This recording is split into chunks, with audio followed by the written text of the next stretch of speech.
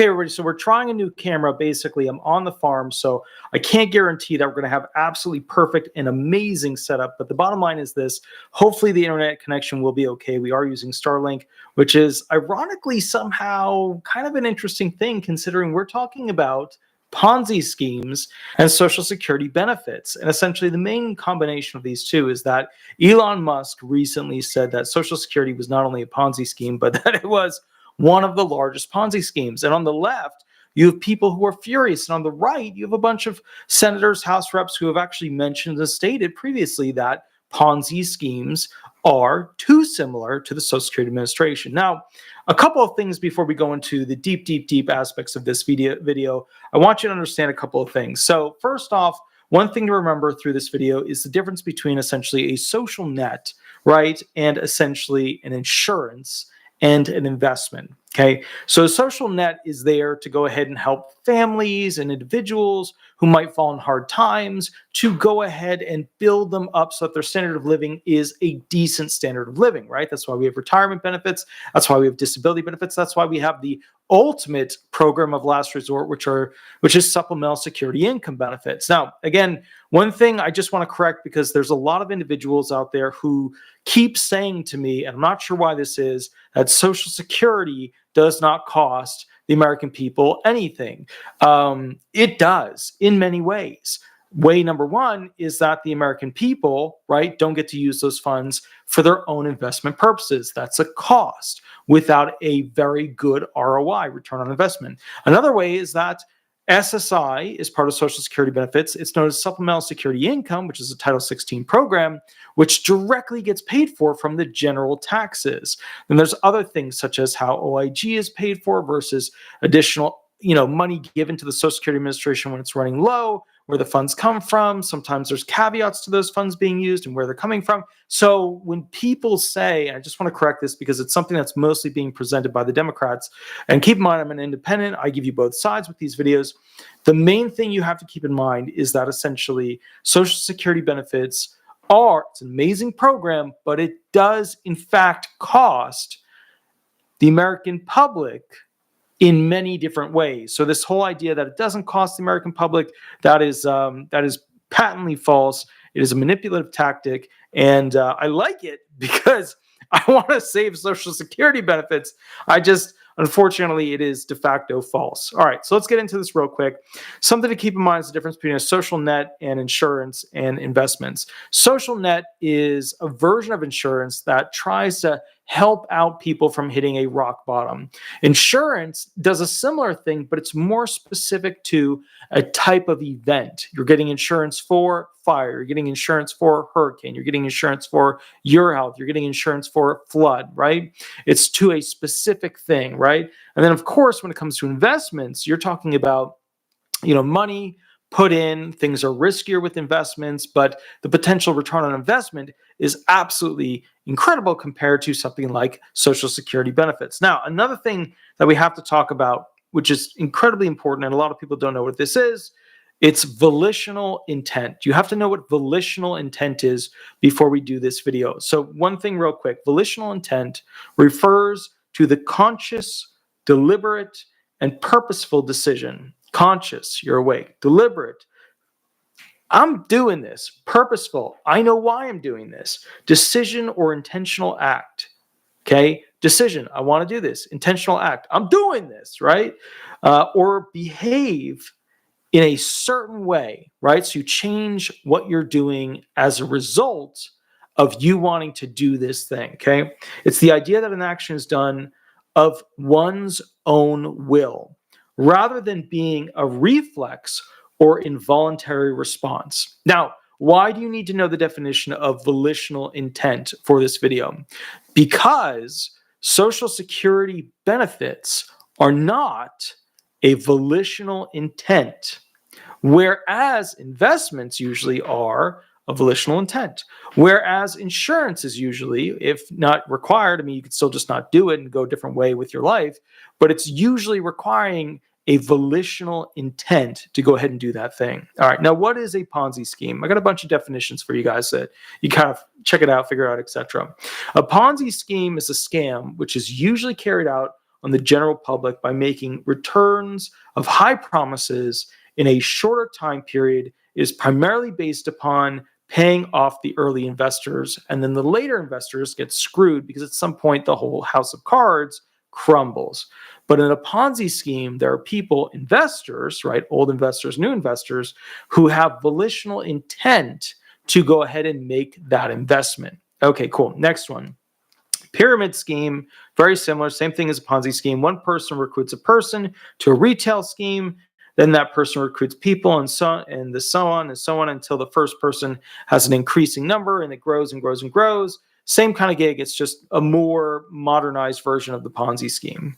Now, Elon Musk stated on February 28th, 2025, in an interview with Joe Rogan, so obviously got a lot of views, got a lot of excitement, Social Security is the biggest Ponzi scheme of all time. Now, I grabbed the article from PolitiFact because I actually disagree with what they decided. And PolitiFact is usually really good at doing like base fundamental analysis, but they don't always have super duper experts specific to the field that know Social Security benefits or know Ponzi schemes, and the legal aspect doesn't always get pulled in. So you have fact checkers not usually using our legal standards to the full extent that they should be. And that's why sometimes I look at this thing and I say, PolitiFact, you did a great job there. You didn't do a great job here. I think they did a very good job with this article. I do not think at the end of the day that this was, the direction that I believe it should be going. Now, this is by Louise Jacobson, March 19th, 2025. Is Social Security a Ponzi scheme? So they fact-checked it, which whenever I hear fact-checked, I think it's total and complete BS, because to me, there is no such thing as fact-checking, because I live in the world of the cosmos is constantly changing. Our understandings of science are constantly changing. There is no such thing as fact-checking. There's just what we believe in the moment. In an interview with podcaster Joe Rogan, billionaire, businessman, and White House advisor Elon Musk resurrected a term that Social Security critics have sometimes used to describe the program, calling it a Ponzi scheme. During the 3-hour February 28th appearance, Musk said Social Security is the biggest Ponzi scheme of all time. Critics of President Donald Trump and Musk, a White House advisor, used Musk's comment as evidence that Trump was looking to cut Social Security, something that Trump repeatedly said he would not do in his second term. Now, obviously, every president has cut Social Security benefits. That's why all of you are not living with enough Social Security benefits.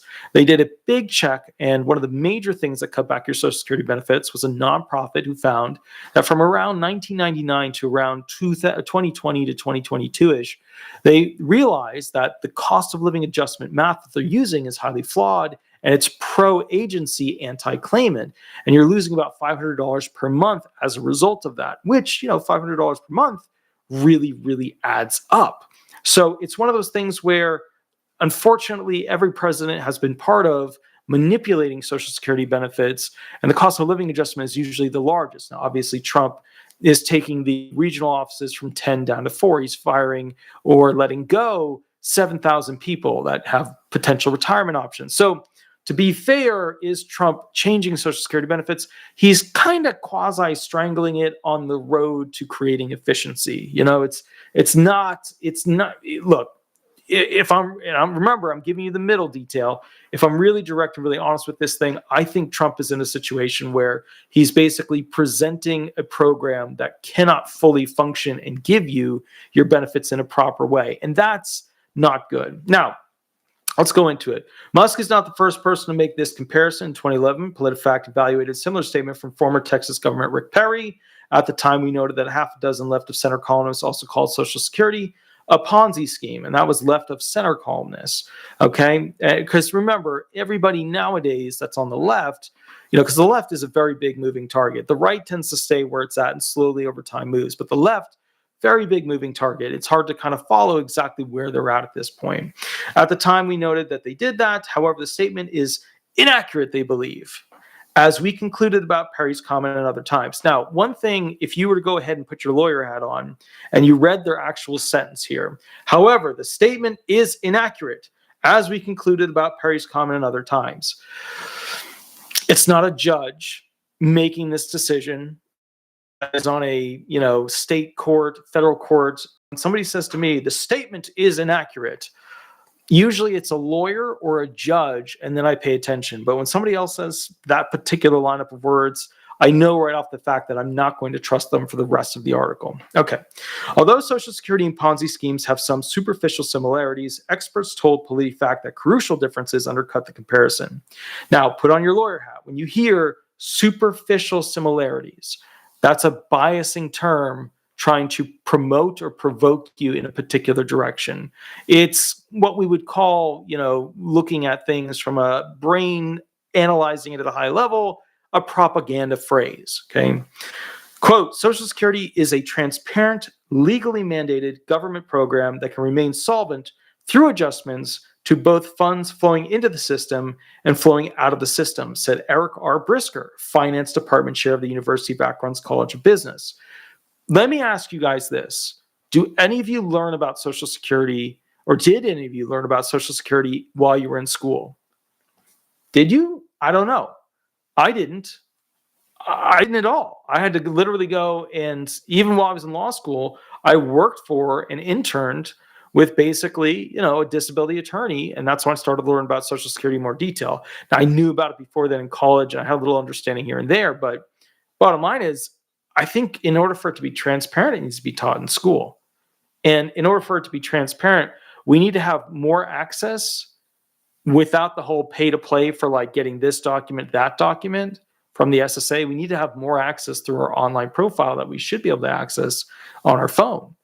What we paid each year, what it translates into, how the math works. To me, when people say Social Security is transparent, it's apparently not, because very clearly there were a lot of senators on the left side who went after the Inspector General, Gail Ennis, who was put in by Trump, because they felt that the overpayment letters being sent out did not give enough specificity to meet the constitutional requirement of taking benefits away.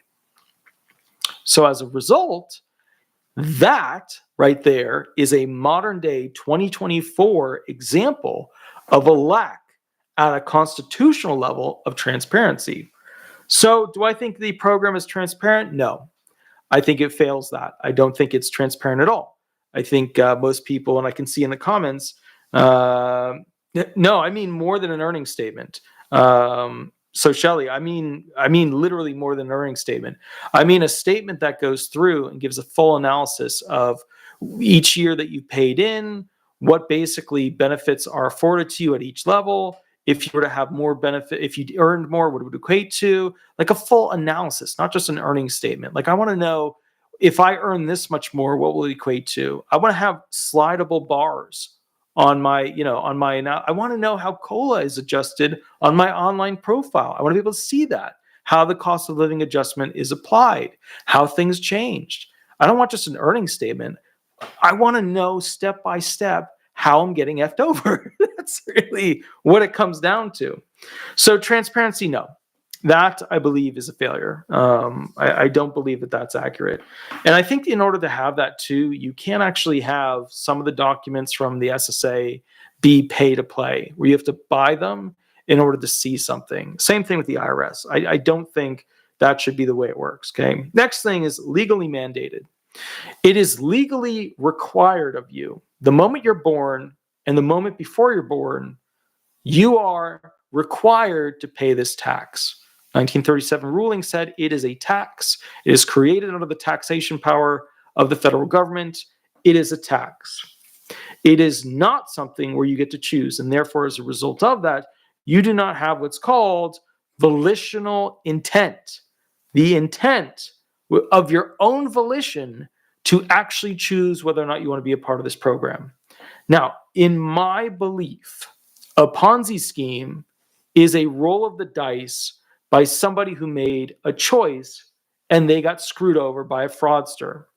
But they still, under their own volition, even if the facts were false, right? Even if they lied to you, even if they schmoozed you up, okay, a Bernie Madoff schmooze, you still made the choice to do that. You still rolled the dice to do that. With Social Security benefits, you have no ability to change the direction of where 12.4%, but technically if you add on Medicare, it's between 15 and 17%. You don't get to choose where 15 to 17% of your income goes as a result of it being federally mandated of you as a human being earning money in America. So to me, right off the bat, a Ponzi scheme is ethically, as a fraudulent system, better than a federally mandated, a federally required tax they can change over time. They get the math wrong, you get screwed over, right? They play with the cost of living adjustment, you get screwed over. They get to play with this math. And that's the big problem I have with it. You don't have a private right to those benefits. Think about it. If you had a private right, they change your benefits, they lessen them, they do a new cost of living adjustment, they change the retirement age, you could sue them because you would have a legal right to collect those benefits at a certain amount at a certain time in your life. But you don't, because you're required to pay a tax that they get to change whenever they want. To me, that is criminal. Like literally, that to me is criminal. I understand some of you say, well, Social Security benefits are an amazing program. It is. Don't get me wrong. It is. Social Security benefits are an amazing social net. It is. I'm a big fan of them. But morally, ethically, not being able to choose whether or not I pay these benefits, not being able to choose whether I can restrict the government from changing how much they give me at the end of the day, that to me makes Social Security benefits immoral, unethical, and more criminal than a Ponzi scheme. Next one, government program that can remain solvent through adjustments to both funds flowing into the system and flowing out of the system. How many of you trust the government?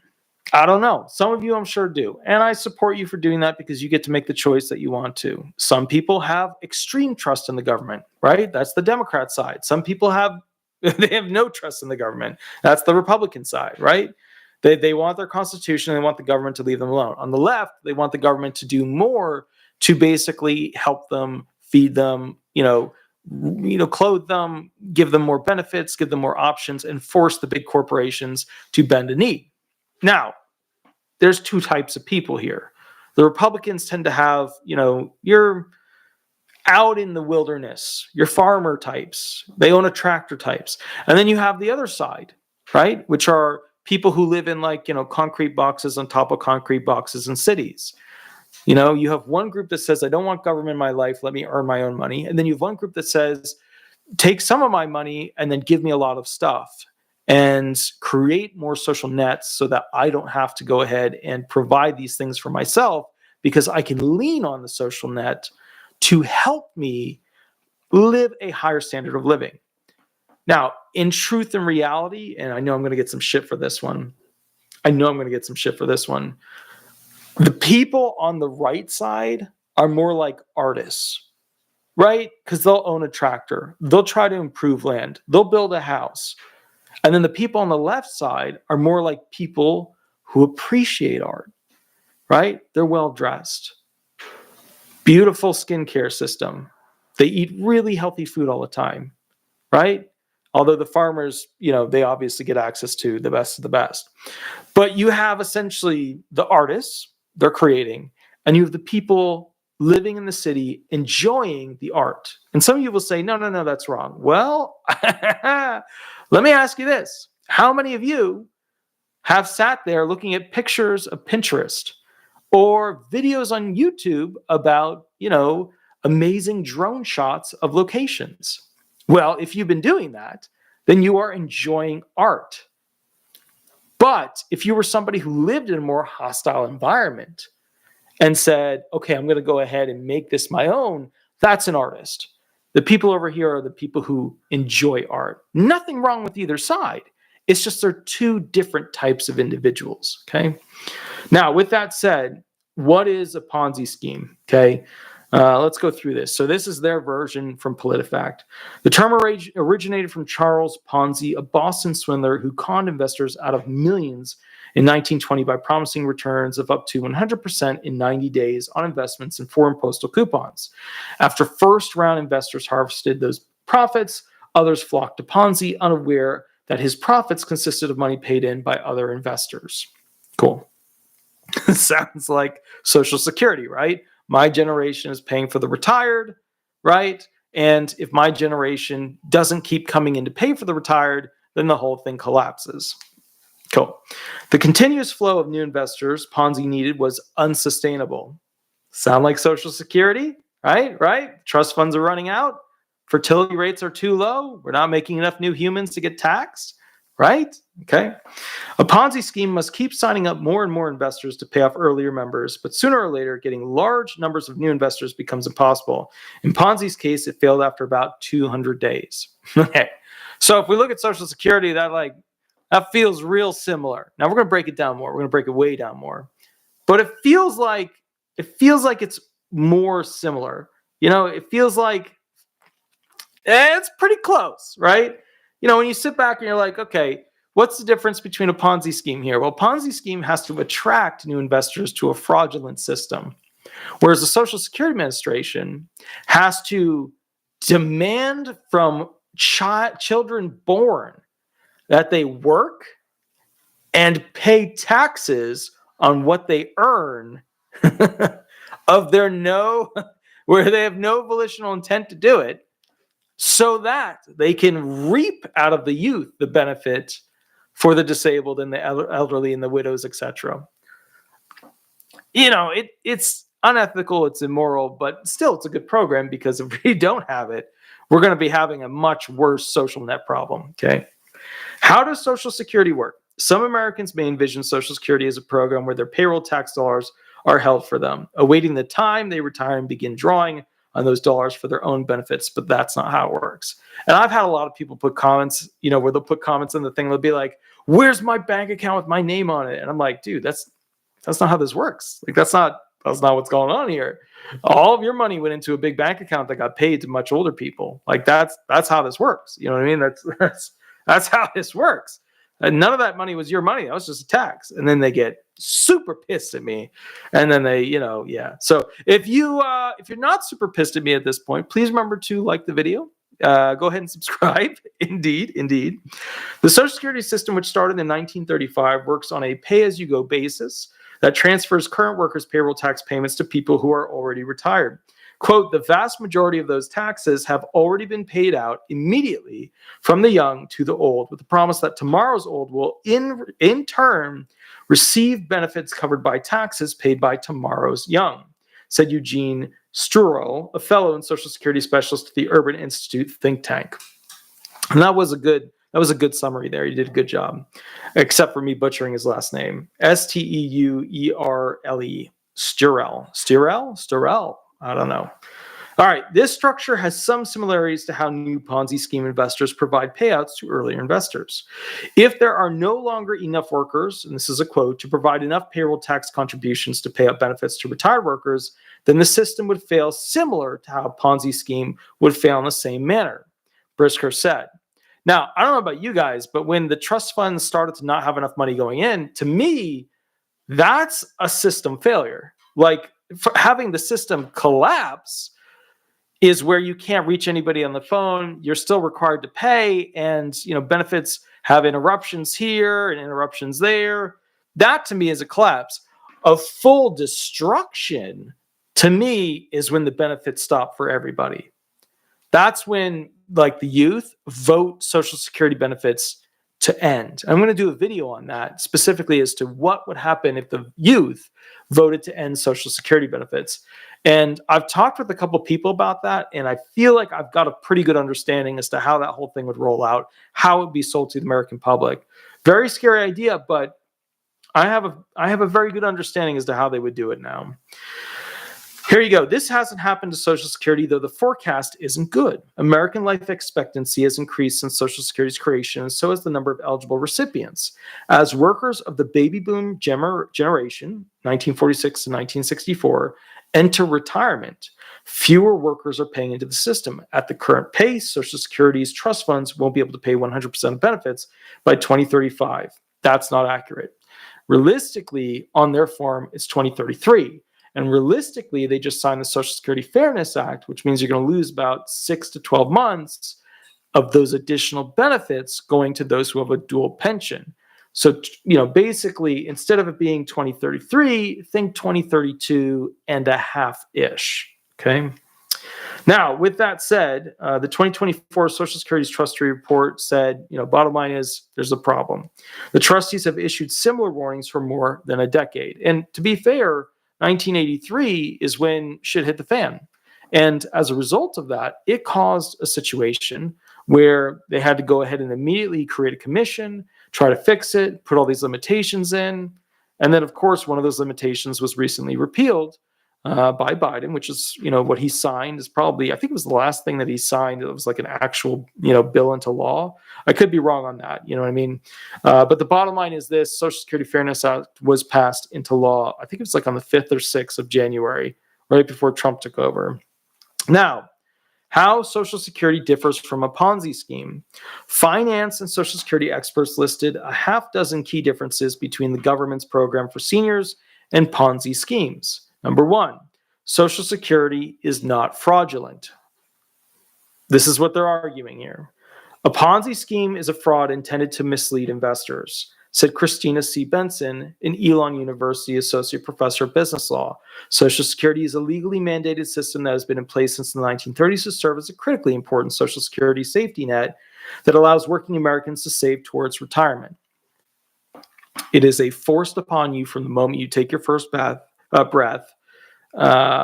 program that, if it begins to fail, which it has, then transitions from a legal program to what looks like a fraudulent design because politicians did not properly manage it, which, as you know, when you pay into something and you're promised something and they don't work on it properly, then you have what's considered to be fraud by the politicians. However, the 1937 Supreme Court ruling says it's just a tax.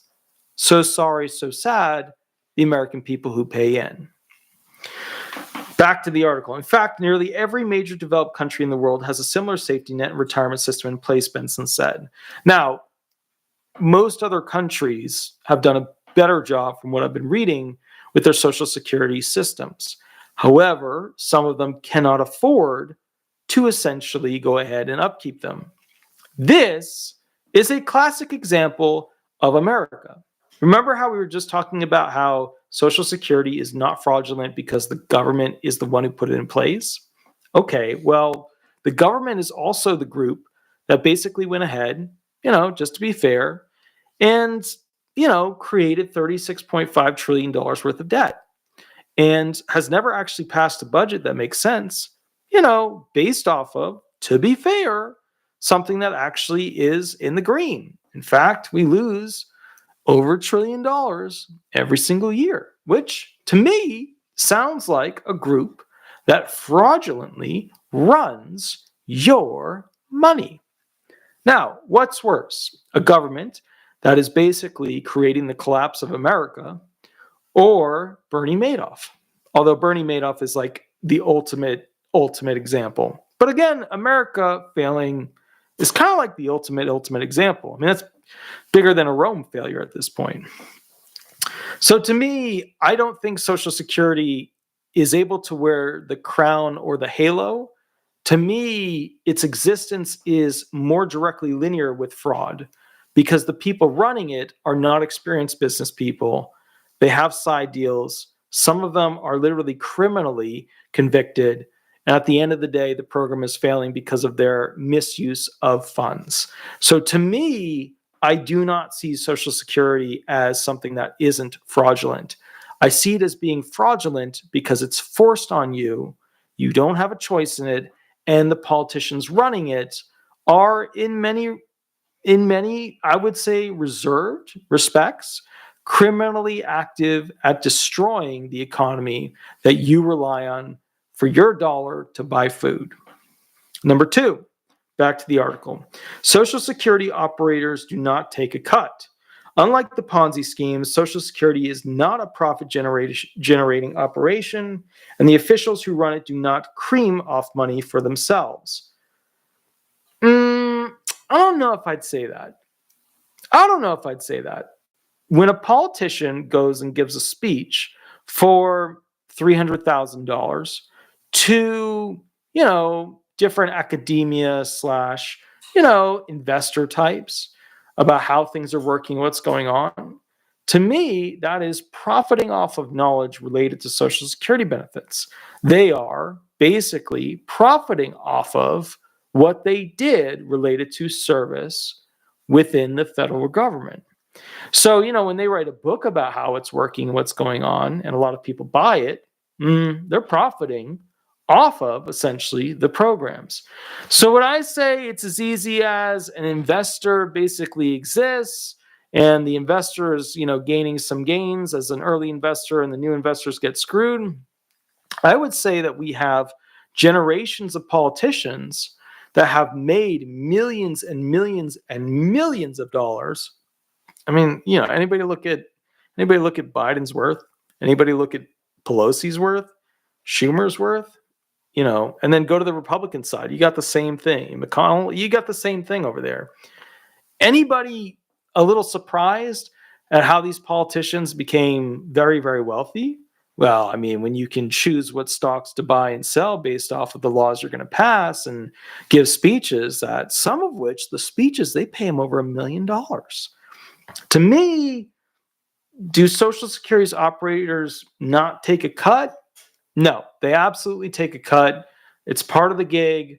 It's part of how our government works. Now, if government officials couldn't go out and give speeches or, work for some mega investment company that, pays them a ton of money, I mean, or join CNN or Fox News, you know what I mean? Like, then, okay, yeah. I would say the operators don't, you know what I mean? They don't really get a cut of it. Otherwise, the way it works right now, PolitiFact got it wrong. They got it wrong. Number 3, back to PolitiFact. Social Security is operated in the open. Social Security is transparent. Government-run program with clear funding mechanisms. How many of you understand how cost of living adjustment is calculated? How many of you know how many times they've changed the math for cost of living adjustment? How many of you know right now, today, what your earnings were each year and how, if you had changed your earnings, things would have changed with how much you were to get on your benefits? Anybody? No, never. Nobody knows that. In order to say something is transparent, usually we require a heightened standard than the government's doing it, so it must be transparent.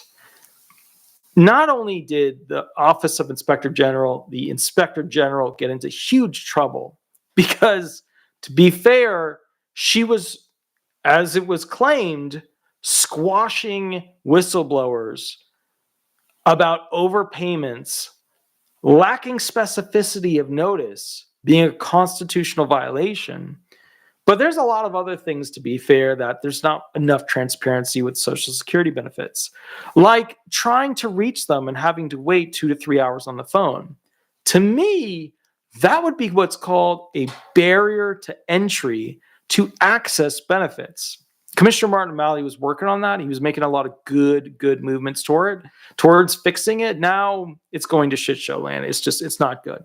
Okay. So to me, these barriers to entry represent essentially how the average person can access the thing that they've paid the most for over their entire life. Think about that. Student loans are usually less than what you pay in for Social Security benefits. The house you buy is usually less than what you pay into Social Security benefits over your life. I can't actually think of anything in your life that you pay more money into. I can't think of anything. I genuinely can't, because you buy the house, you pay it off over a certain amount of time, and then it's done. Cars, the same thing. Health insurance is part of Social Security. That's your Medicare. I can't think of a single thing that essentially is, to be fair, I don't, you know what I mean? I don't know. I don't know. James brought up a good point there, which is essentially that, our wonderful politicians are on different programs than us, mainly the big one being, of course, insurance, which he says, if it's so great, why aren't they on it? Because they got to vote themselves a raise and they got to vote themselves a better program because they got to take care of themselves. Because at the end of the day, people might hate them for making the right choice for them. Right. Next one, Social Security has built-in oversight. Unlike a Ponzi scheme, Social Security has many layers of oversight, regularly auditing regulation and legal and financial systems in place to ensure accuracy and transparency. Well, that's not actually true. So the Social Security Administration has a special auditing group that is comprised of essentially high-level executives, both in the government and people that are chosen from the people. But the problem is the people chosen from the people haven't been placed in those chairs for a long time. So the people of the people to be on the board to audit Social Security, those positions for a while haven't been filled. So is this a system that has proper oversight? No, absolutely not. Absolutely. If it did, they would have paid the money to OIG to go ahead and fix all of these elderly people that are too old to be alive from not having actual deaths put on the record. There's still IRS earnings attributed to people that are over 110 years old. That's the real schmutz right there. It's not that they're getting a disability or Social Security, well, it'll be a retirement check. No. That's not where the money's going. It's that people making big money are then putting that money on another Social Security number for a person that doesn't exist. And that person is very, very, very old and could not exist. So, I don't see. In fact, if you go look at OIG produces a yearly report, and they literally show how billions would be saved by the SSA if they would just integrate essentially those things that, to be fair, if they would just do these things, integrate these things, etc., that if they completed them, the SSA would save billions of dollars. But the SSA doesn't. That's because they're underfunded with the amount of people they need to actually implement fixes. That's the reality. And now we're cutting 7,000 people from 57,000 people. It's going to be spicy. All right. Although Social Security has been found to have made improper payments, which generally have amounted to around 1% of outlays, these problems were identified because of oversight mechanisms, including the Social Security Administration's Inspector General Office, the Government Accountability Office, and the Congressional Oversight Committees and the boards of trustees of the Social Security Trust Funds.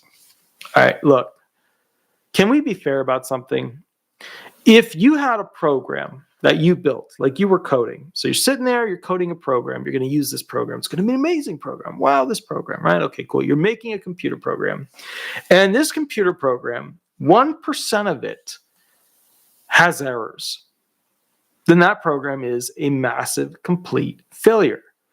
So when trillions get paid out, and you look at 1% of trillions, it is way too big of a number and a completely inexcusable number. Now, Martin O'Malley was doing a good thing where he was connecting basically the payroll companies directly to the SSA so that they wouldn't have to do an overpayment for a month here or 2 months there, et cetera. So that was a really good thing. And he was doing a lot of really smart things to go ahead and get people on board with learning about overpayments, how they work, et cetera, so that they don't do them in the first place. We're not so much heading in that direction anymore. So, but again, 1% of overpayments, that's not acceptable. That's just not acceptable. You would have a failed program if 1% of it had errors. You can't do that. Number 5, Social Security offers realistic returns. What total and complete crock of fluff. Okay, here, let's read what they say. Social Security faces a stiff demographic challenge, but its goal is to provide basic income replacement, not to generate get-rich-quick returns. Quote, Social Security was founded on the idea of providing a minimum sustainability of retirement income, Brisker said. It never promised unrealistically high gains, unlike Ponzi schemes. Do Ponzi schemes give unrealistic high expectations for returns? Absolutely. That's how they get people to sign up. But let me ask you this. If you're in the middle class and you understand bend points on Social Security, you realize that because this program is built to take money from the middle class, the middle upper class, the upper class, and then basically the rest of them, they hit their bar, right? They hit their fee cap at that point. The raise the cap people, the tax the rich people, that's where they come in. The middle class up gets screwed because this program does not give them much money back. It gives most of the money to the middle low income, and basically the homeless groups that basically had some earnings. They just made it, yada, yada. They get boosted the most. And now, of course, Social Security Fairness Act passes, and now the dual pension people, they got a police pension, a teacher pension, a firefighter pension, and now they get more for their Social Security benefits. Although they didn't really, some of them didn't make much to begin with through those other jobs. So it kind of makes sense with that, but is what it is. So the bottom line is Social Security providing realistic returns? They would always argue that there's a three-leg: pensions, savings, and Social Security. Pensions don't exist anymore. And people can't save because they have student loans, and everything is super ridiculously expensive. One thing I've realized about boomers at this point, which I can never talk them out of, I can never get through, I can't crack the little part of their brain matter that says, like, this is reality. I can't access it. Boomers believe millennials are not working hard, they're useless, blah, blah, blah. Most millennials have to work more hours than boomers did. Boomers came from a prior generation that had set up the greatest America that could be.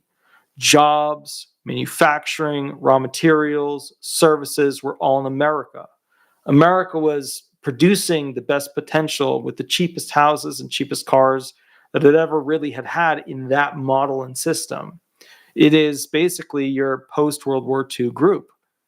So the best America ever was, the boomers grew up in. And the boomers were also the ones who sent a lot of our manufacturing jobs overseas, set up these political deals where we get screwed on trade rates. Boomers, unfortunately, are, if you look at the timeline, the worst generation in America. It's the generation that abused their capitalism system to the point where it ruined it for every generation thereafter. But again, boomers don't want to hear that. Boomers don't want to hear that most millennials have to have two jobs. Boomers don't want to hear that millennials basically can't afford the same levels of items that they were able to afford. It's just different now, and it's I can't get through to boomers and explain it to them because in their brain, millennials are worthless. Now, to be fair, I'm not like most millennials. I've worked more hours than a 70-year-old retiring today has worked in their entire life if they work the standard hours of a 9 to 5 throughout their life. Because I work all the weekends, I work all the holidays, I work extra hours every single day. But the thing you have to keep in mind about this is millennials are having to do this because at the end of the day, just to be fair, millennials can't afford basic things, so they got to work harder to try and earn more money. That's the sad truth of it, and that's we're at where we're at because we're at where we're at. Now, is this the boomers' fault? No, the boomers have greed just like every generation before them and every generation after them, right? It is what it is. Do the boomers not understand why millennials can't start buying their second house and can't start doing this and starting a family and affording kids? I mean, if you are a boomer, check out the cost of yearly cost of having a child. It may shock you. And then look up essentially the time period of when you were going to, when you had a child. It will shock you.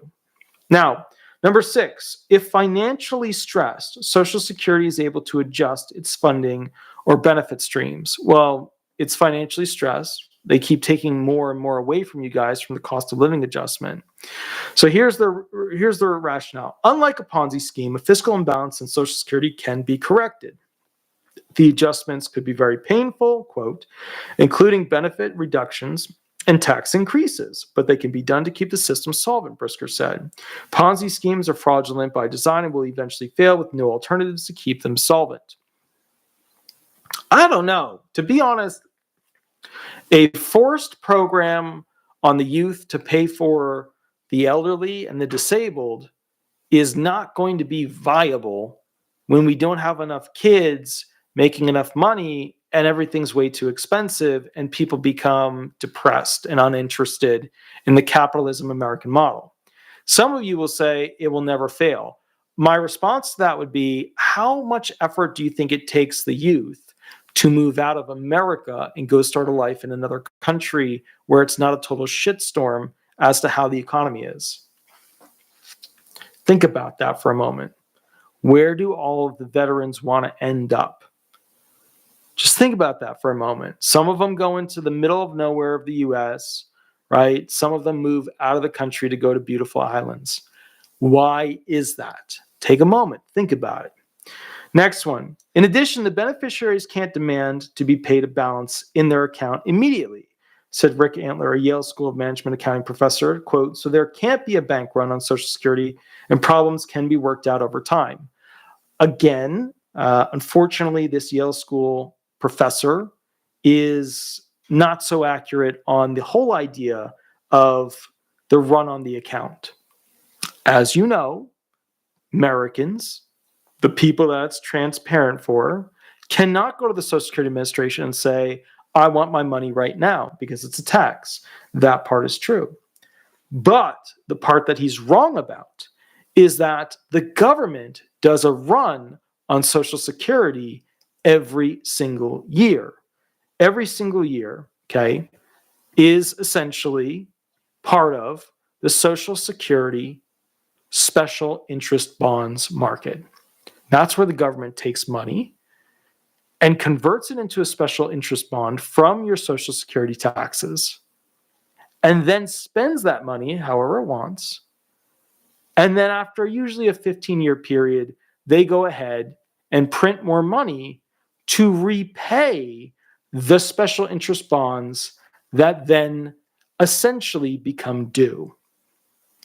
Now, to me, that is what's called a demand on the Social Security funds you paid in. And every year, they get to come to those funds and say, I want to take this much money and offer you IOUs in the form of special interest bonds. So to me, I would disagree with the Yale professor and say that there absolutely is a taking and a demand from the government, the one, the only, the truly, who's supposed to protect it from bad investments. Our ruling, so this is essentially their ruling. This is essentially their PolitiFact, their ruling. Musk said Social Security is the biggest Ponzi scheme of all time. Quote, there are some superficial similarities between the two, and given demographic trends, Social Security will need an overhaul in the coming decade to keep benefits flowing, but experts say the similarities are undercut by several crucial differences. Social Security is not fraudulent, is transparent, has multiple layers of oversight, and doesn't promise unrealistic returns. Congress can act to address the program's fiscal imbalance. We rate the statement as false. I find PolitiFact, unfortunately, is disingenuous. Some might say even lied in this particular write-up because they didn't go into the things we talked about. And if they're quoting these professors, they should have gotten more detailed quotes because there's things that they missed and it was just disingenuous all the way around. Now, with that said, I live in Social Security world. I have an unhealthy relationship with Social Security. My day job is the most viewed, subscribed to, clicked on disability attorney in America within the Social Security field. And then my nighttime job is showing you guys Social Security stuff. It's an unhealthy relationship that I have. Now, let's go into the legal of it, because to me, that argument was not legal enough to make me feel secure in the difference between a Ponzi scheme and Social Security benefits. Cool. This is by T.L. Faring. He's an attorney. He wrote a good article. TL Fairing focuses on helping individuals, yada, yada. You guys can always look them up if you want. All right. One question, and this is from their perspective, from their website, I get asked frequently by potential clients who come in suspecting that they have been scammed is whether they might have been the victim of a Ponzi scheme. Ponzi schemes derive their name from Charles Ponzi, a prominent promoter of such a scheme in the early 20th century. The U.S. Supreme Court has recounted the remarkable criminal financial career of Charles Ponzi as follows. Okay. And now they're going to give you the basics. But just to point something out, you may have not realized this as we were talking about it. The Ponzi scheme, which was invented in 1919, 1920, right, came into existence 15 years before the federal government created their first federal government version of a Ponzi scheme. So just so that you're aware, that's a pretty darn interesting, 15 years earlier. And then the government comes out and says, hey, we're going to use the tax clause of the Constitution, tax the American people, force them to pay it. And then younger generations will pay for the older generations, which means that new investors will pay for the older investors. And they'll just be forced to keep paying it over and over and over again until, of course, it succeeds or it fails from lack of new people from the government running itself so poorly that it cannot afford its social net that they set up to save Americans from having a low standard of living. In December 1919, with a capital of $150, he began the business of borrowing money on his promissory notes. He did not profess to receive money for investment for account of the lender. He borrowed the money on his credit only. He spread the false tale that on his own account he was engaged in buying international postal coupons in foreign countries and selling them in other countries at 100% profit, and that this was made possible by the excessive difference in the rates of exchange following World War I. Sounds plausible in a time where you couldn't look up these rates very easily. There was no internet. Phones were kind of shitty. You know what I mean? They weren't very good back. There was no Google. You know what I mean? Sounds plausible to convince people of that, right? If you go back to that, no technology, it sounds plausible, right? I could have been on that. All right. With that said, he was willing, he said, to give others the opportunity to share with him this profit by a written promise in 90 days to pay them $150 for every $100 loaned.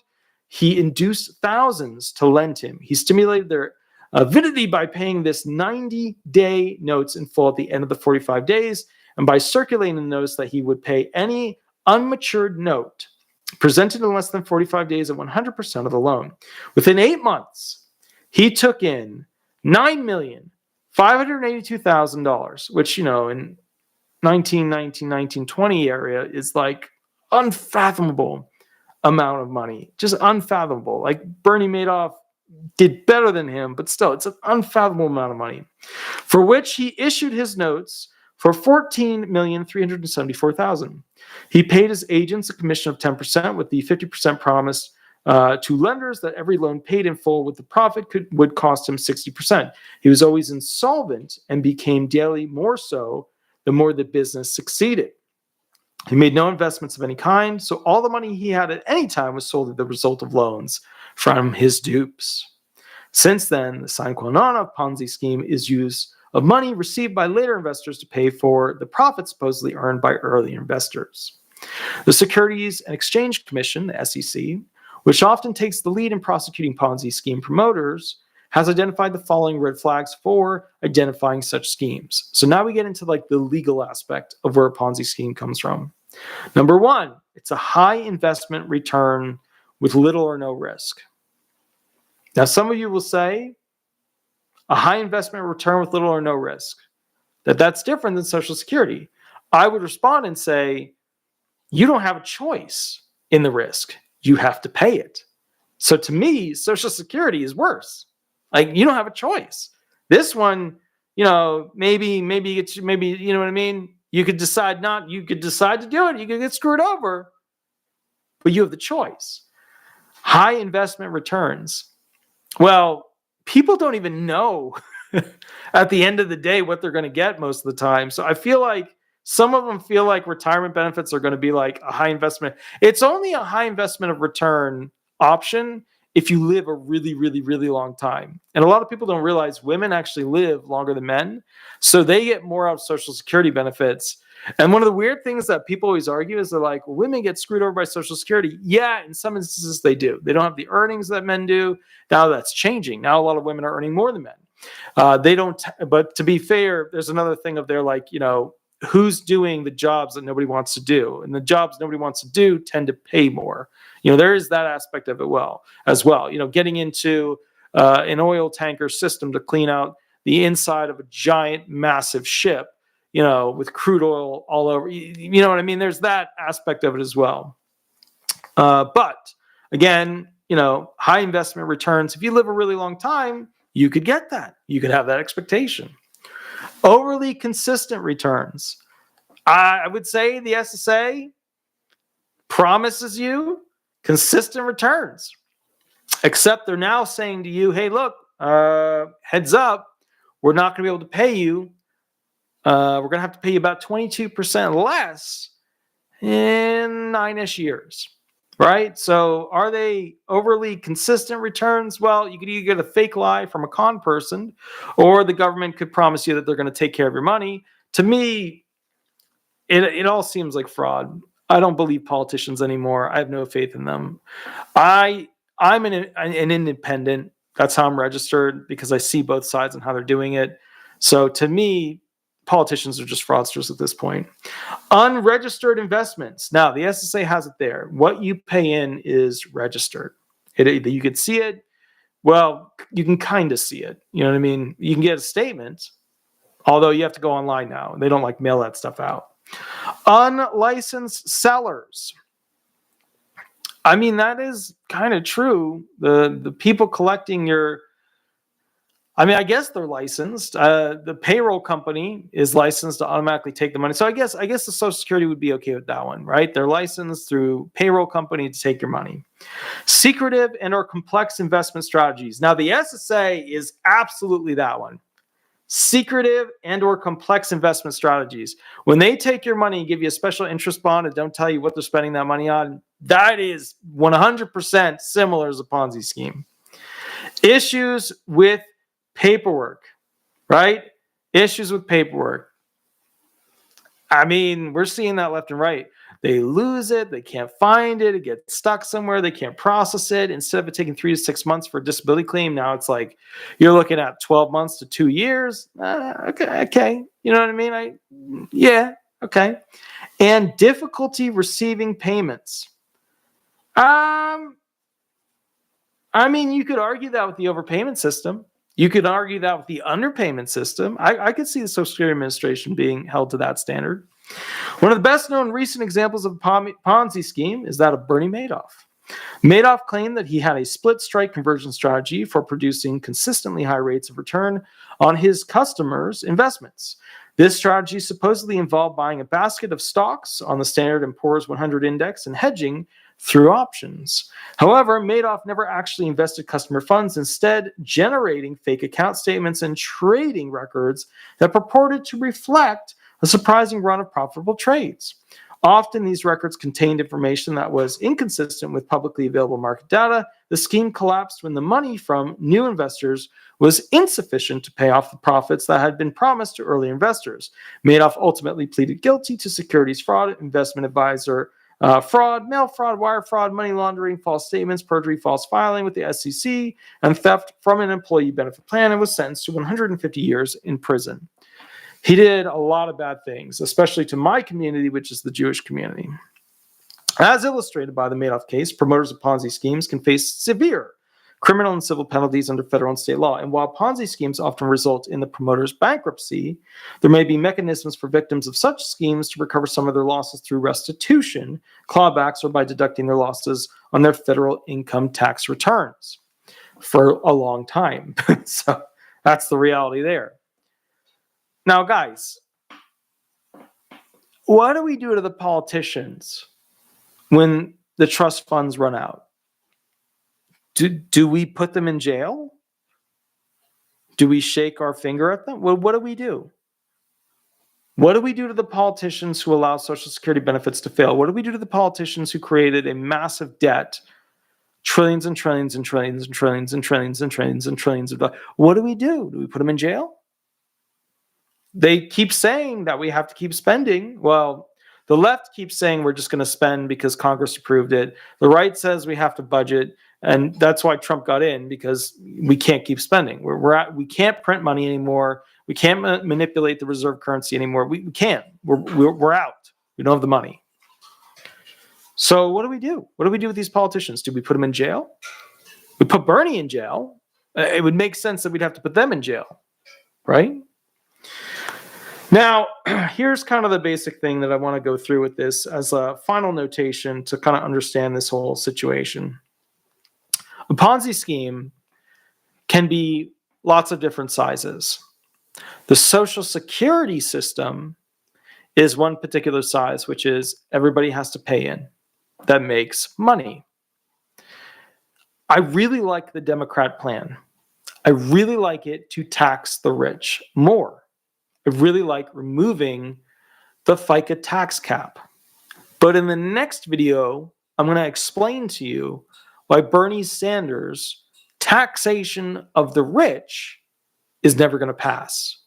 Now, you will, and I see it in comments all the time, people scream at me, just raise the FICA tax cap, it'll take care of everything, problem solved, no issue. I love it. Simple, easy to digest, screws over a bunch of people that'll never be. Easy peasy, right? I'm on board. I like it. I got it. It's pretty good. But in the next video, we're going to talk about why it will never pass. So catch me in the next video. It's going to be about 10 to 15 minutes. Attorney Walter Hnot, I hope you enjoyed this video. It was a little bit tricky because the gear is new and we had to set it up. I know the angles are a little bit different, stuff like that. With that said, I'll keep working on it. This chair, and no matter where I go, I end up in a chair that's about to break. Like I can literally feel this thing moving on me. With that said, please remember, oh, that chair just, whoa. Please remember to like and subscribe. Head to Google, type in Disability Resolution Law Firm or Disability Resolution Florida. Throw some stars up there. You get to choose how many stars. I always love to wake up and see them because they get me pumped up and rocking and rolling. With that said, I go live on Mondays and Thursdays. I will be going live tonight, even though it's going to be later. And I will be answering questions for free for people who call in. Yes, I know it feels unfair because people have to call in super late, but you got to remember, I was literally, before doing this video, and I'm going to show you real quick because I know you guys, some of you don't believe me as to what I was doing, but like I was literally, before this, I mean, there's stuff still on the thing, doing this stuff. Okay, I don't know if it'll be able to, that was me literally a couple hours ago. So, literally doing this stuff right here, just filling up tractors, cutting trees, all that stuff. So I am on the farm. I will catch you guys at the next video.